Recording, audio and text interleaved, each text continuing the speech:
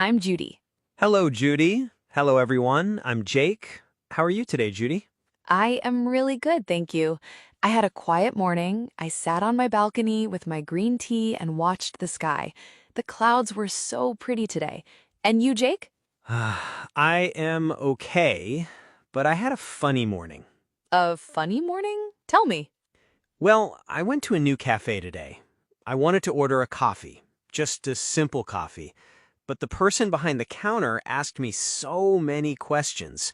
What size? Hot or cold? Do you want milk? Oh, those are normal questions. I know, and I knew the answers. I knew all the words, but my mouth just stopped. My brain froze. I just pointed at the menu and said, "That one, please." Oh, Jake, that happens to so many people. You know the words, but in the moment you feel nervous and everything disappears. Exactly. I study English every day, but when I talk to a real person, I get so nervous. My hands get cold and my mind goes empty. Well, that is actually our topic today. Really? Yes, today we are talking about how to speak English with confidence. Confidence, that means you believe you can do something. You feel strong and ready. Oh, I need this. I really need this today. Many of our listeners need this too. So today I have 5 tips, 5 simple tips to help you feel more confident when you speak English. 5 tips? I am ready. But first, we have a small request. Yes, if you like our podcast, please click the like button. Please subscribe to Enjoy English Talks. And share this episode with your friends and family. Thank you. It helps us so much. We love our listeners. Okay, now let's start. So, Judy, what are we learning today? Well, let me ask you something first. When you speak your own language, do you feel nervous? No, never. I feel fine. I just talk. But in English, you feel different. Very different. I feel small, like a child. I think too much before I speak, and then the moment is gone. That is so normal. When we learn a new language, we often feel like a child again. But I want to tell you something important. You don't need perfect English to be confident. You just need to start. Start small. Exactly. And that is tip number 1. Start with short sentences. Short sentences. Yes, many learners think they need long, beautiful sentences. They think they need to say something like, "Excuse me, I was wondering if I could perhaps order a cup of coffee." I could never say that in a cafe. My brain would stop at wondering. And you don't need to. You can say, "1 coffee, please." 3 words. Done. The person understands you. You get your coffee. That is success. 1 coffee, please. That is really easy. Right. Short sentences work. Where's the bathroom? How much is this? Can I sit here? These are all short, and they all work perfectly. So I don't need to say more. No. Short is clear. Short is strong. And when you use short sentences, you make fewer mistakes. When you make fewer mistakes, you feel more confident. And when you feel confident, you want to speak more. It is like a circle. A good circle. A good circle. I like that. Let me try some. Is this seat free? Perfect. 4 words. Everyone understands. The check, please. That's right. Okay, one more. I'm at a shop. I want to try on a shirt. Can I try this on? 5 words. Clear and polite. You see, Jake, you already know many short sentences. You use them every day. You just didn't know they were enough. I always thought I needed more words. You don't. Short sentences are strong sentences. And here's one more thing. When you use a short sentence and the person understands you, pay attention to that feeling, that good feeling. That is confidence growing. I like that feeling. Good. Now, our second tip, prepare your safe sentences. Safe sentences. What do you mean? Safe sentences are sentences you know very, very well. You practice them so many times that they feel easy. They feel natural. When you need them, they just come out. Like when you ride a bicycle. You don't think about it. Your body just knows. Oh, I see. Because I practiced so many times. Exactly. The same thing happens with sentences. Say, nice to meet you, 100 times at home. Then, when you meet a real person, the words just come out.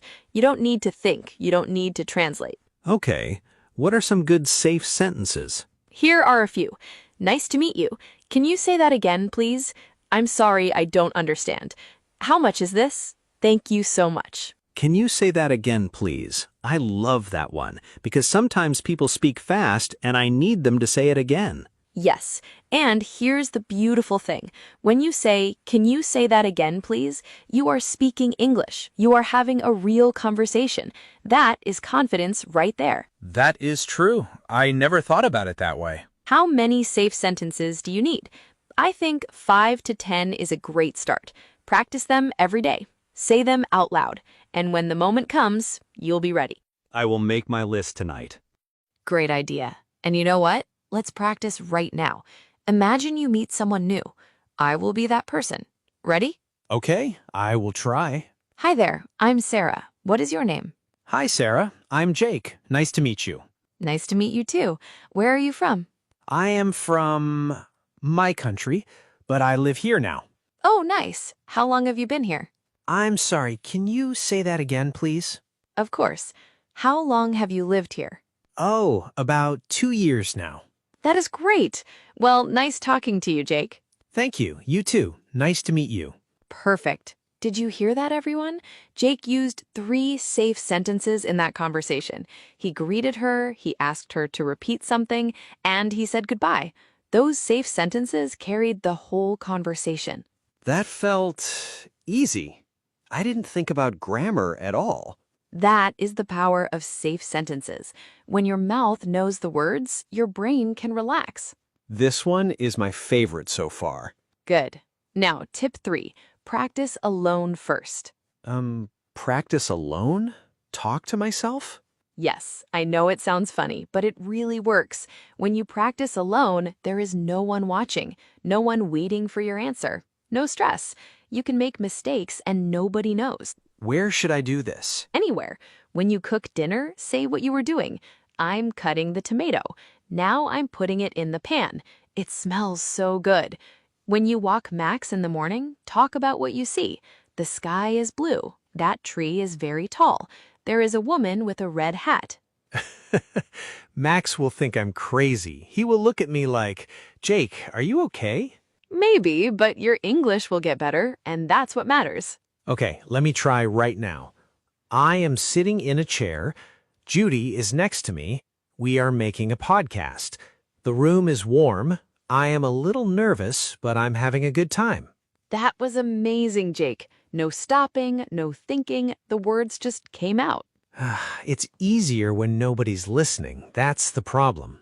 And that's exactly why you practice alone first. You build your confidence in a safe place. Then, when you talk to real people, those words aren't new. They feel normal. You already said them before. You know them. Practice alone, then go outside. I really like this tip. Good. Next up, tip 4. This one is very important. Focus on the message, not the grammar. What do you mean by that? Many learners stop talking because they're afraid of grammar mistakes. They think, wait, is it I went or I go? Is it a or the? And while they think, the conversation is gone. The other person is already talking about something new, and the learner says nothing. That is exactly what happened to me at the cafe. Right, but here is something important. When you say, yesterday I go to the store, does the other person understand you? Yes, they understand. Of course they do. Your message is clear. You went to the store yesterday. The grammar isn't perfect, but the other person knows what you mean. And that is the goal. Sharing your message, not getting every word perfect. So it is okay to make mistakes? It is more than okay. It is normal. Even people who speak English all their life make mistakes. They say and they forget words, they start a sentence and then change it in the middle. Nobody speaks perfectly all the time. That makes me feel much better. Good. Remember this. People aren't listening to check your grammar. They're listening because they want to understand you. And most of the time, they do understand. Focus on the message. I got it. Let me give you a quick example. Imagine you want to tell someone about your weekend.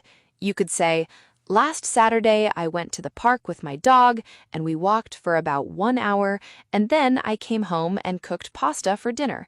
That is a long sentence. Yes, that is very long. Or you could say, "Saturday, I walked my dog, then I made pasta." Same message, clear, simple, and confident. Saturday, I walked my dog, then I made pasta. That is much easier to say. And the other person understands you perfectly. That is what matters. I think I worry too much about grammar. Many learners do, but from today, try something new. When you want to speak, don't ask yourself, "Is my grammar correct?" Ask yourself, "Will the other person understand me?" If the answer is yes, then speak. Will the other person understand me? That is a much better question. And now, our last tip. This is my favorite one. Celebrate every small win. Celebrate? Like a party? Well, maybe not a party every day, but yes, celebrate. Celebrate means be happy about something you did. Say, "I did it" to yourself. Because every time you speak English, even a little bit, that is a win, Jake. You ordered coffee this morning, right? Yes, but I only pointed at a picture on the menu. But you also spoke. You said, "That one, please." You used English with a real person in a real place. That is a win, Jake. I didn't think about it like that. Most learners don't. They only see what they did wrong. I forgot that word. My grammar was bad. But they don't see what they did right. You walked into a cafe, you understood the questions, and you got your coffee, all in English. You are right. I did do all of that. So celebrate. Say to yourself, "I spoke English today. I did it." Write it down if you want to. Keep a small list of your wins every week. A win list? Yes. Monday, I ordered coffee in English. Tuesday, I said good morning to my neighbor. Wednesday, I asked someone for directions. When you read your wins on paper, you think, "I am doing great. I'm getting better." Wait, actually, I have more wins from this week. On Monday, I read the menu at a restaurant in English, and I understood everything. That is a win. And yesterday, a tourist asked me for help. A tourist, a person visiting from another country. He asked, "Where is the train station?" And I said, "Go straight, then turn left." He understood me, and he said thank you. Jake, that is amazing. You helped someone in English. You gave directions. That is a big win.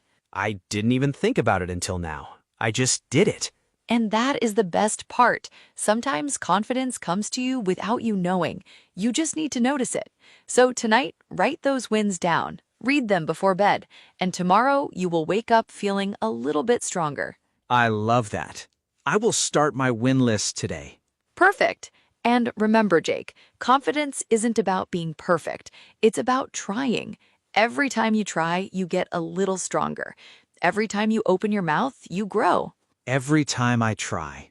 Yes, you don't need to know every word. You don't need perfect sentences. You just need to open your mouth and try. And Jake, you are already doing that. Thank you, Judy. I really needed to hear that today. Okay, let's review. Yes, let's see what we learned. Today, we talked about building confidence when you speak. First tip, Short sentences. Short is clear, short is strong. our second tip. Prepare your safe sentences. Practice them every day until they feel easy. Good. Then tip 3 Practice alone first. Talk to yourself, no stress. and tip 4.